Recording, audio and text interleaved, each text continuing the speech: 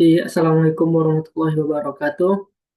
Kali ini kami dari TPLN Kelompok 8 akan mempresentasikan review film Darkest Hour yang merupakan film tentang Winston Churchill di masa Perang Dunia Kedua.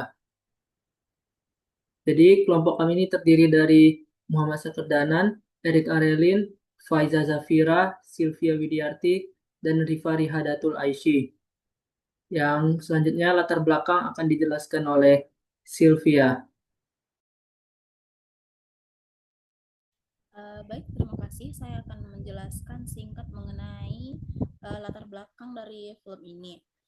Film ini mengambil latar belakang pada bulan Mei 1940, yaitu sebuah periode yang secara harfiah dianggap sebagai jam tergelap bagi Britania Raya di awal Perang Dunia Kedua. Situasi militer saat itu berada di ambang kehancuran total karena pasukan Nazi Jerman telah melibas Belgia dan Belanda, serta mengepung pasukan sekutu di pesisir Prancis. Akibat kegagalan strategi militer dalam membendung agresi Hitler, Perdana Menteri Neville Chamberlain dipaksa turun jabatan, yang kemudian membuka jalan bagi Winston Churchill untuk mengambil alih kepemimpinan di tengah skeptisme dari pihak oposisi maupun anggota partainya sendiri. Inti dari latar belakang ini yaitu ketegangan politik luar biasa di balik pintu tertutup ruang perang Inggris. Churchill tidak hanya menghadapi ancaman invasi Jerman yang sudah di depan mata, tetapi juga tekanan besar dari rekan politiknya seperti Vincent Halifax yang mendesak Inggris untuk melakukan negosiasi perdamaian dengan Hitler melalui perantara Italia. Di sisi lain, sekitar 300.000 tentara sekutu terjebak di Dunkirk tanpa perlindungan, menciptakan urgensi nasional yang memaksa Churchill untuk memilih antara menyerah secara diplomatis demi keselamatan rakyatnya atau terus bertempur melawan segala rintangan demi kedaulatan bangsa. Sekian dari saya kembalikan kepada moderator. Baik, terima kasih Sylvia. Selanjutnya, aktor yang terlibat akan dijelaskan oleh Erik Arelin. Terima kasih untuk moderator. Sebelumnya, apa suara saya terdengar? Terdengar jelas. Oke, baik. Di film yang kami angkat ini, yaitu Darkest Hour, itu ada beberapa aktor yang muncul dalam filmnya. Yang pertama itu Perdana Menteri Inggris, di sini Winston Churchill, dan Neville Chamberlain, yaitu mantan Perdana Menteri dan pemimpin Partai Konservatif.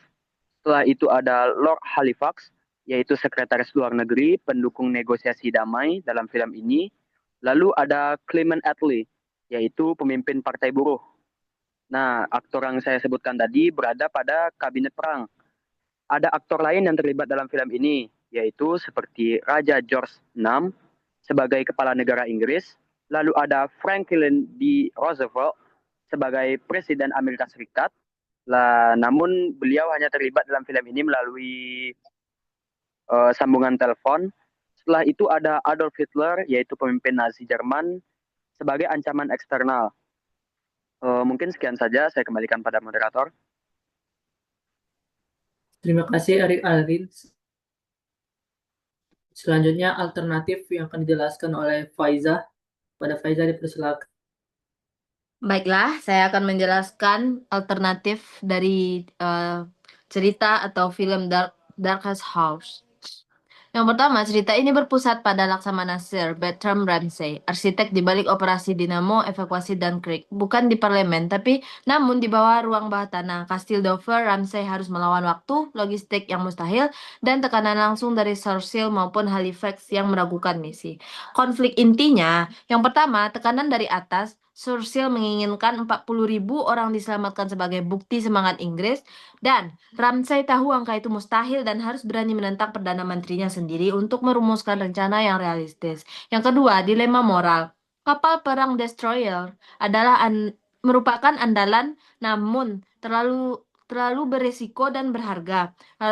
Mereka harus mengorbankan kapal-kapal kebanggaan Angkatan Laut untuk menyelamatkan prajurit atau mengandalkan armada kapal sipil kecil yang lambat atau yang rentan. Yang ketiga, musuh internal. Stafnya sendiri terpecah. Beberapa kepercayaan beberapa percaya evakuasi adalah pemborosan sumber daya yang lebih baik digunakan untuk mempertahankan pesisir Inggris. Yang lain mendesak untuk hanya menyelamatkan perwira-perwira Inggris, meninggalkan pasukan Prancis dan tentara biasa. Selanjutnya, rasa bersalah yang dialami oleh Ramsay. Ramsay merasa bertanggung jawab secara tidak langsung atas keadaan di Dunkirk karena perencanaan strategis Angkatan Laut. Jadi di sini dalam PPT dijelaskan negosiasi damai menggunakan mediasi Italia Mussolini untuk berunding dengan Hitler guna menyelamatkan kedaulatan Inggris dan didukung Halifax dan Cumberland. Yang kedua, konfrontasi total, menolak segala bentuk negosiasi dan terus berperang meskipun peluang menang sangat tipis. Yang terakhir, evakuasi besar-besaran, fokus pada penyelamatan 30.000 lebih tentara di Dunkirk sebagai aset terakhir. Sekian, saya kembalikan kepada moderator. Terima kasih kepada Faiza. Selanjutnya adalah alternatif yang dipilih yang akan saya jelaskan sendiri. Jadi, Winston Churchill ini dia memilih untuk melakukan konfrontasi total. Hal ini karena 4 faktor. Yang pertama adalah ketidakpercayaan kepada Hitler. Churchill percaya bahwa perjanjian damai dengan Hitler tidak bernilai karena Jerman tetap akan melanggarnya. Yang kedua adalah moral nasional. Bagi Churchill, menyerah melalui negosiasi akan menghancurkan semangat juang rakyat Inggris untuk selamanya. Dan yang ketiga adalah kedaulatan mutlak. Negosiasi damai dianggap akan membuat Inggris menjadi negara satelit atau budak Jerman seperti yang terjadi kepada negara-negara Belgia ataupun Polandia. Dan selanjutnya keempat adalah dukungan politik baru. Churchill mendapat dukungan dari Raja George VI dan pemimpin oposisi partai yang membuat Churchill bersikeras untuk melakukan konfrontasi total. Sekian, terima kasih. Yang selanjutnya, Baiklah, saya di sini Rifari Hadatul Aisi akan menjelaskan tentang how was the police implement. Jadi yang dimaksud pada slide ini, Inggris itu menangani krisis Dunkirk pada Perang Dunia II. Intinya itu Inggris ini berusaha menyelamatkan tentara yang untuk menjaga semangat rakyat dan mencari bantuan luar negeri. Dan di sini juga dibagi beberapa poin. Yang pertama yaitu Operasi Dinamo. Pemerintah Inggris ini mengarahkan kapal sipil seperti kapal nelayan, kapal persiar kecil untuk ikut menjemput tentara Inggris yang terjebak di pantai Dunkirk. Lalu yang kedua, tujuannya supaya sebanyak mungkin tentara bisa diselamatkan dan tidak tertangkap di Jerman. Lalu yang kedua ada diplomasi retorika, di mana Churchill ini menyampaikan pidato terkenal We shall fight on the beach di parlemen. Pidato ini dipakai untuk membangkitkan semangat rakyat dan meyakinkan parlemen bahwa Inggris harus terus berperang dan tidak menyerah. Lalu selanjutnya, poin ketiga yaitu ada diplomasi telepon. Pemerintah Inggris berusaha meyakinkan Amerika Serikat yang saat itu masih netral karena mereka ingin bersimpati dan bersedia membantu dengan logistik, senjata, dan perlengkapan perang meski belum ikut berperang langsung. Lalu poin yang terakhir yaitu ada mobilisasi publik. Pemerintah mendengarkan suara rakyat jelata yang umumnya menolak menyerah kepada Jerman. Lalu dukungan pada rakyat digunakan sebagai bukti kepada kabinet bahwa rakyat siap berkorban dan ingin terus berjuang, bukan mencari perdamaian yang memalukan. Baiklah, di sini itu penjelasan saya. Terima kasih. terima kasih kepada Rifa. Selanjutnya adalah tipe-tipe dari decision making yang akan saya jelaskan sendiri. Dalam pembuatan keputusan kebijakan luar negeri ini, dalam film ini dijelaskan ada 4 tipe. Yang pertama adalah model politik birokrasi. Jadi, Churchill dia tidak sendirian dalam menyusun sebuah kebijakan. Dia dibantu oleh kabinet perangnya, yaitu yang terdiri dari Chamberlain dan Halifax dan juga beberapa anggota lainnya. Yang selanjutnya adalah model aktor rasional. Selain dengan model politik birokrasi yang dilakukan secara berkelompok, Churchill sebagai Perdana Menteri merupakan aktor rasional yang menganalisis untung rugi antara hilangnya kedaulatan melalui damai atau risiko kehancuran total melalui perang. Yang ketiga adalah teori poliheuristik.